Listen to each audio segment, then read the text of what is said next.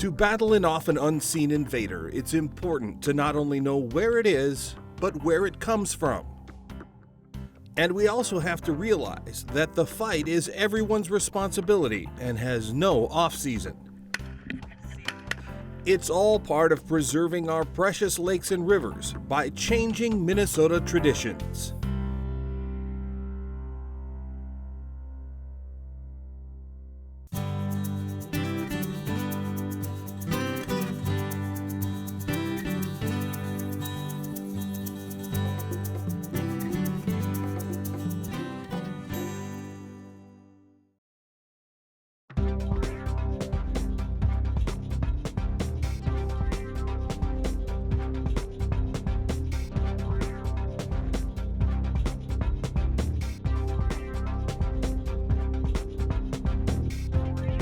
Across the state of Minnesota and elsewhere, aquatic invasive species are threatening to forever change our precious lakes and rivers,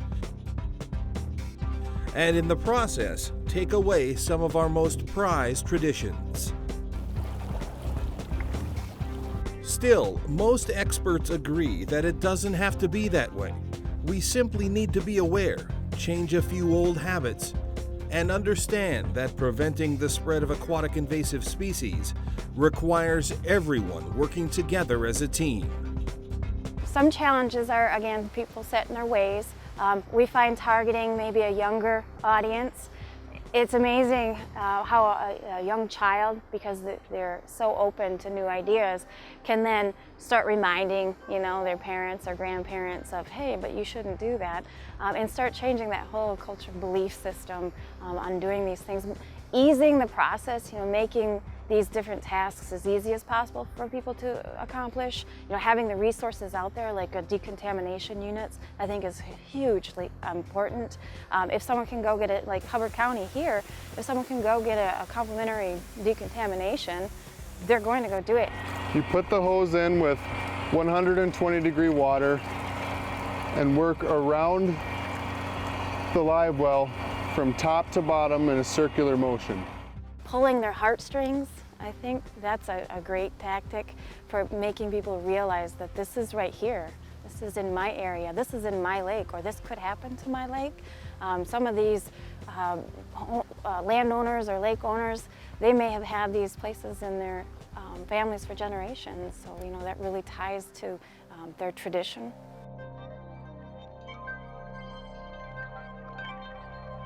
With all of our lakes, we're the land of 10,000 lakes, and actually it's 11,842. And then there are 6,564 rivers and streams. And I like to remind people that only 5% of those are infested. And do we want 100% infested? Some of these won't be suitable habitat for some species like zebra mussels, so maybe they won't get in there. But we want to prevent as many as possible from getting any type of invasive. So I really, when you hear those numbers and you hear, oh, only 5%, it kind of reminds people that, oh yeah, there are other lakes out there. And the major ones, we hear about those major ones, Mille Lacs and Cass and Leech, and they're the most popular, or, the most common ones that people hear of all the time. So if we hear one of those gets infested, just forget all the lakes around them that actually feed into their watersheds. So. The typical lake country seasons of spring and summer garner a lot of AIS prevention attention, and with good reason. Anglers and recreational boaters make up the bulk of those who use our waters. But aquatic invasive species don't take any seasons off, and to make sure we're doing all we can, we need to be diligent all year round. Even when the weather cools, the ducks start flying and the fall hunting season arrives.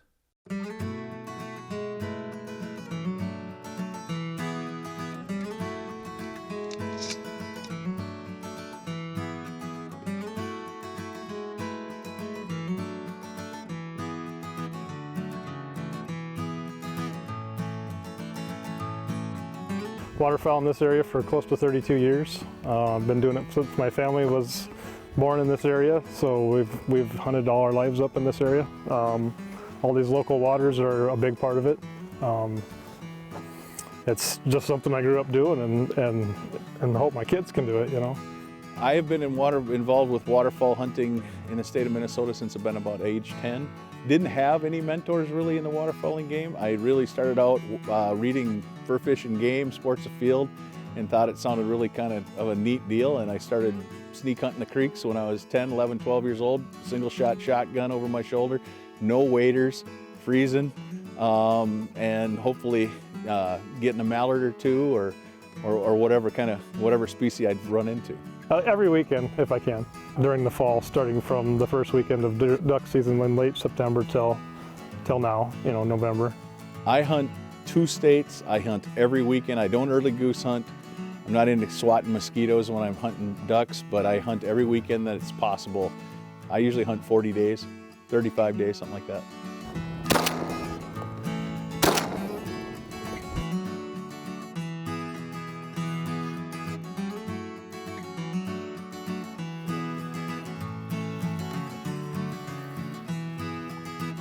Cinder saw the bird before I did.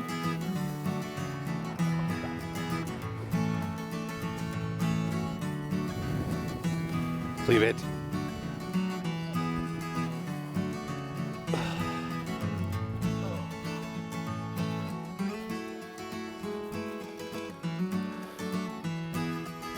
AIS really is affecting my waterfowl hunting because not all of our bodies of water are recreated upon except by waterfowl hunters or wild rice gatherers perhaps. So a person's really got to be aware of transporting, if you hunt a lake that has aquatic invasive species in it, or even if you don't, just transporting vegetation to a water body that wouldn't have it. It's completely isolated, whatever doesn't get a whole lot of other pressure other than waterfowl season. But we always make sure we clean our boats, clean our equipment. Even the dog, if he's done a lot of swimming, which today obviously you can see he's quite dry, I make sure he gets combed out, brushed out, because there's all those little seeds and different things that can deposit in their fur and stuff like that too. So I mean, just about anything that touches the water, you need to make sure we've been keeping it clean. Drain everything, make sure it's dry, and try to keep it out as long as possible so it can dry all the way and stuff.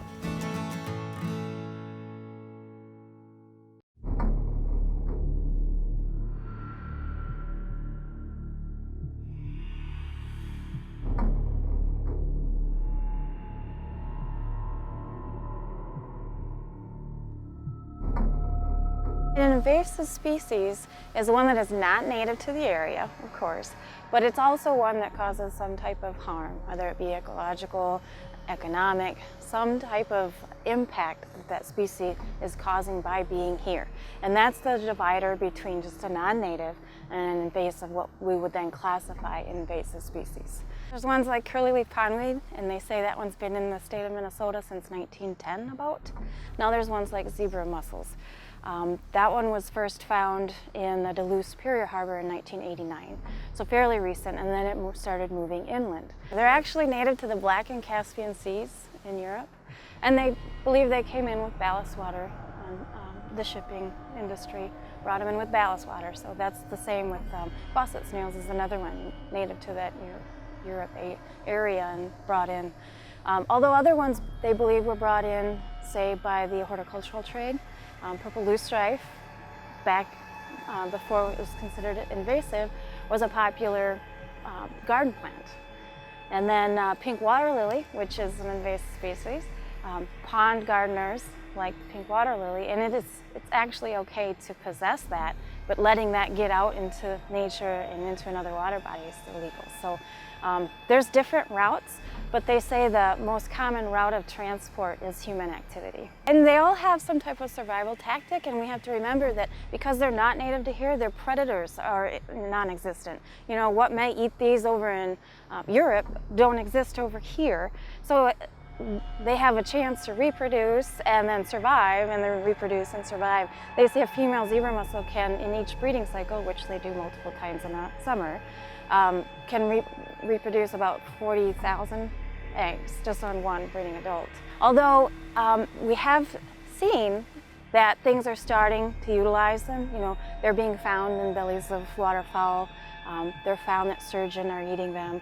So, you know, we hope that nature will catch up. And even research, if we slow the spread of invasive species, research and nature can catch up and we'll find some way. We do know it changes the food web. The dynamic has changed because zebra mussels are competing for that same type of food that a smaller fish would need, that a larger fish would need to grow any type of game fish population. So we do know that it changes what's happening in the lake. When it comes to our precious lakes and rivers, the fight to prevent the spread of aquatic invasive species is the struggle of our generation. And we all need to be involved, from anglers, to hunters, to recreational users, and anyone who loves our lakes. To find out how you can do your part to prevent the spread of AIS, visit the online home of the Mississippi Headwaters Board at www.mississippiheadwaters.org. Together, we can stop the spread of aquatic invasives and continue to enjoy our beautiful lakes and rivers for generations to come.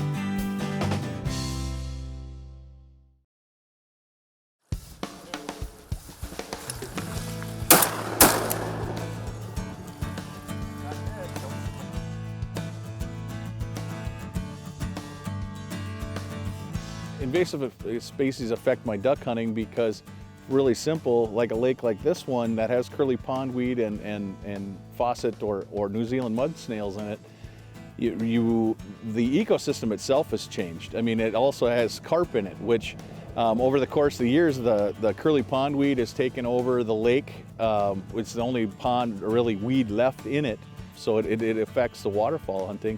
From a point is, the AIS species are replacing the native food sources. Duck hunting wise, it's generally a morning thing in Minnesota, but every weekend, unless the ducks numbers are pretty solid on one body of water, I'm generally moving to a different body of water the next day. So that's why it's imperative to keep, you know, all my decoy anchors and trailer and everything clean, because any plant particles or fragments can survive because it's not freezing out and it's wet or damp, so they can easily be transported.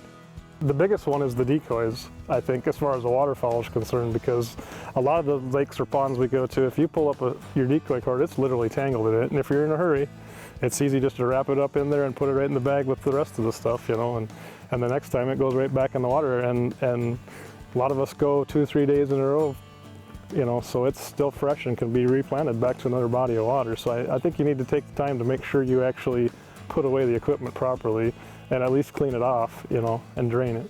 Actually, I'm very aware because I'm actually an AIS boat inspector in the summertime. So I see a lot of people not actually maybe necessarily taking the most precautionary measures that they could, but as far as a waterfowl hunter, I'm very aware of it because we're just as possible to spread it as someone else fishing in the summertime or some other recreational boater. It's very important to educate those coming up to keep it that way, because we are creatures of habit, and if you do it by habit, hopefully it'll carry on. For future generations, you need to be vigilant.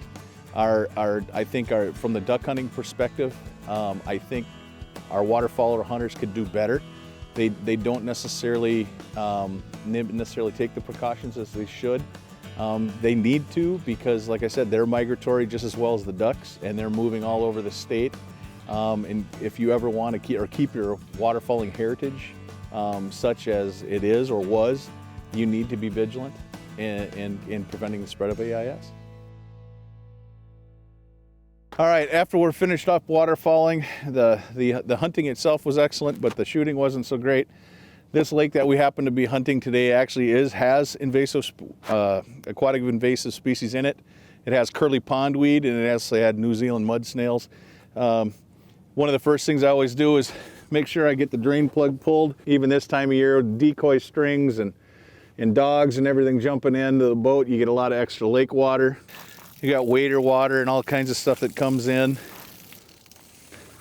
Make sure you get that plug pulled. Like I said, you have a chance for villagers that potentially haven't settled out yet to be in there. Snails, etc. Make sure you get all that stuff drained out and dried, because ducks are migratory. and so are duck hunters. Duck hunters like to jump from lake to lake. This time of year, as you can see, it's kind of overcast and wet. Plants, turions, zebra mussels, anything could survive till tomorrow. This happens to be a Saturday, so guess what? We're going duck hunting tomorrow morning. So you make sure you drain and dry this stuff as good as you can. You want to come up and make sure you check. Most waterfall lakes have got a good abundant vegetation supply in it. As you can see, there's a piece of curly pondweed. Like I said, this lake has curly pondweed in it. And make sure you give a real good eyeball job on the duck boat itself. This side of the boat happens to look pretty good. Now we should move to the transom of the boat, look at the propeller, lower unit, maybe the lower boat rollers, and inspect that for plants and or any other AIS that may be attached. Moving to the rear of the boat, always make sure to check the propeller.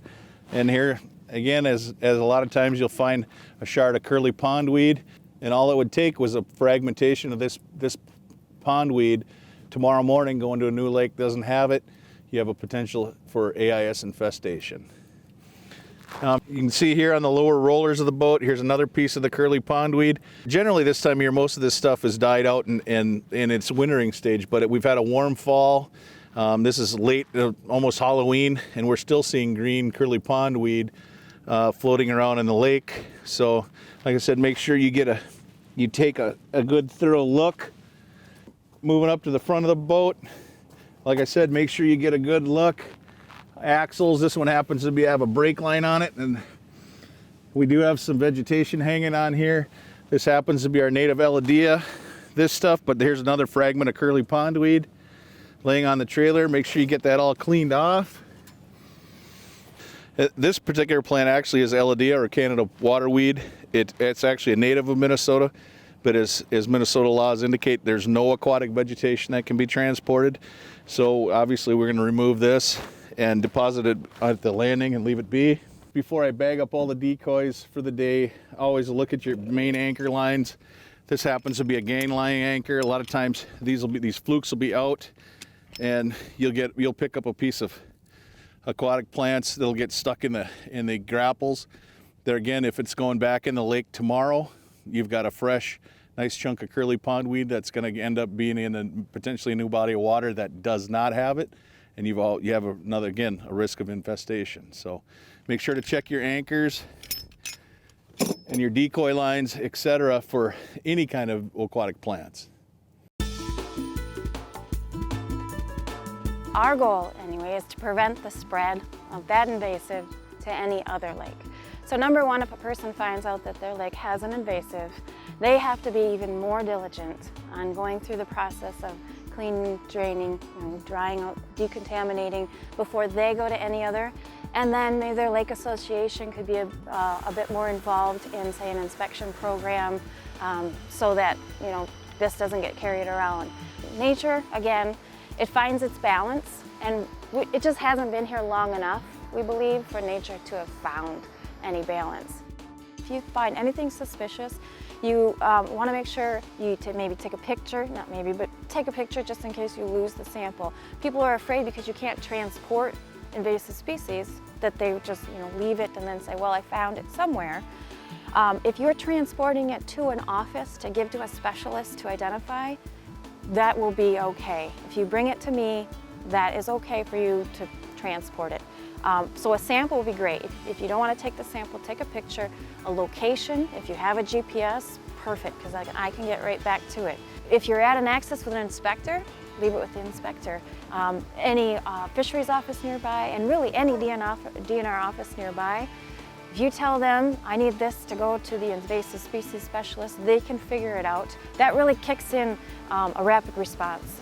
And if we get a report and we consider it a high risk, or it's a we see it as a zebra mussel, then it kicks in investigation and inspection, searches in that area, in that entire lake, so that we can hurry up and get that into an infested designation so that it doesn't get spread from that lake to somewhere else.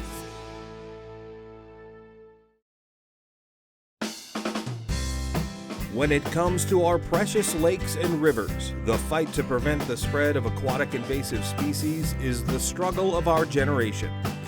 And we all need to be involved, from anglers to hunters to recreational users and anyone who loves our lakes.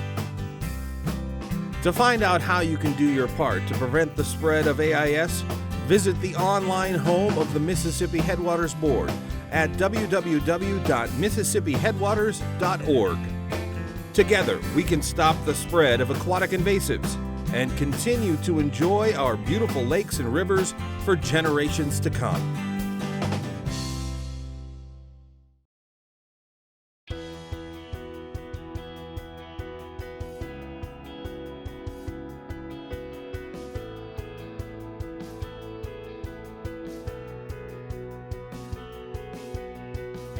I'm here in the beautiful Cuyuna recreational area where you can enjoy fishing, camping, hiking, and all those things in one area. Not to mention world-class mountain biking.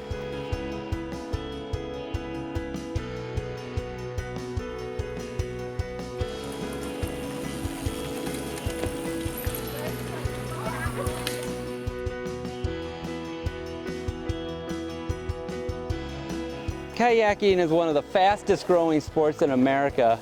People enjoy doing it. It's low impact to the environment, and it's an enjoyable sport, gets you moving without necessarily spending a lot of energy.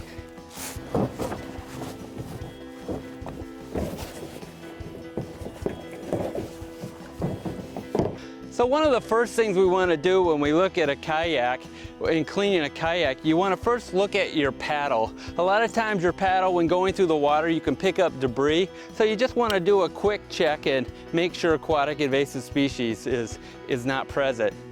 The next thing I want to do is I want to check my boat for any aquatic invasive species, particularly around here. You can see around this edge here, here's some debris right here that you don't want to see.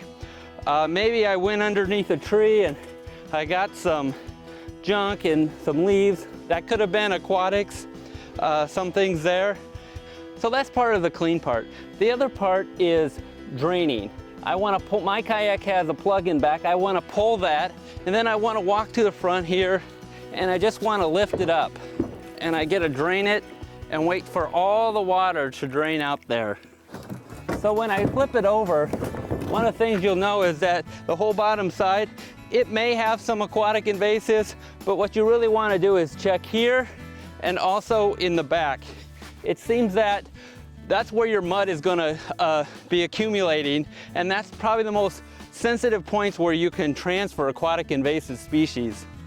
A lot of times I have my own water bottle, or maybe I want to bring my own jug with me, just kind of to rinse it out and just kind of pour it off and make sure it comes out. I might have to wash it off, do that. Maybe use half my towel here as I pour it on, just to kind of wipe it off. Make sure there's no leftovers, no more debris. So I have a nice clean boat, and that won't transfer aquatic invasives. So one of the reasons I like to clean off my boat is because I want to teach others that this is the right thing to do.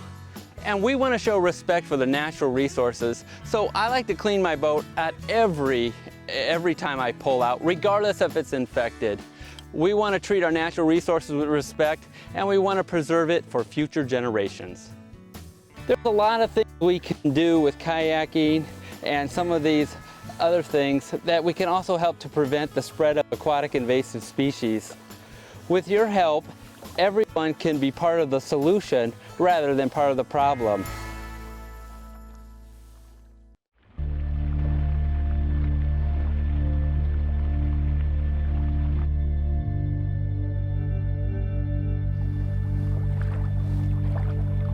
We are at the greatest point in Minnesota history to make a difference. There's political will to work on aquatic invasive species.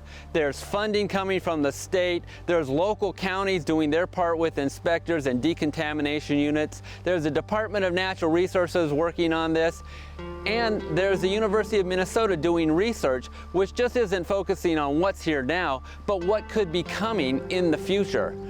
All the pieces are together to make this thing happen and to prevent the spread of aquatic invasive species. What we need is you. Once you get invasive species in a lake, that lake becomes less desirable and affects property values, affects tourism. The whole economy really revolves around lakes, and that's a lot of Minnesota. So it's something that, you know, we all got to get on top of, and we all got to work together, because it only takes one boat going from one lake that has it into a lake that doesn't, and boom.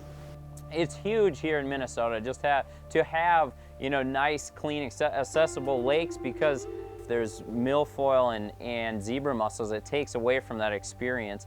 And, you know, that's why it's so important to protect our lakes. You know, as time goes on, we keep finding out more and more how it's, you know, affecting all the fish in the lake, and it's affecting the swimming, you know, people stepping on them, and, you know, the boating, everything. It really affects the lake experience in general. And, you know, if we can prevent that just by taking these small steps of making sure that your boat's clean and dry when you're transporting it, I mean, it's really worth it to do. You know, it's scary to think about, because I think of the times we have with our friends and family when we're swimming, you know, down on the beach, or we're out, you know, fishing or something like that, and to take that experience down a notch is kind of a tough thing to think about. There are more invasive species out there than what we have. So, you know, one of the goals of our program is to prevent the introduction of any new invasive species, and they're on the horizon. There are neighboring states that have things that if got into our ecosystems, who knows what havoc they would wreak. I don't see, you know, gloom and doom, as we talked about. I see type of a management route to the things that are here, and making sure nothing new comes. I think the thing that's really tough to kind of slow down or hopefully be able to stop the invasive species is just, you know, people taking the time. You know, everyone's in a rush nowadays, and it's like, you know, just take that time to go through the steps to prevent this. I mean, because, you know, once all the lakes have them, you can't really go back, as far as I know. And, you know, so you kind of got this one shot to do it right. So it's just do that. And that's, I think, the problem is people are, you know, they're either don't want to put in the time to do that, or they're in a hurry or something like that, and it gets overlooked. And it's something that, you know, you can't overlook. This program was brought to you by the Mississippi Headwaters Board, which encourages you to protect and enjoy our natural resources. For more information, please go to MississippiHeadwaters.org/AIS to find out more about what your local county is doing to protect our resources.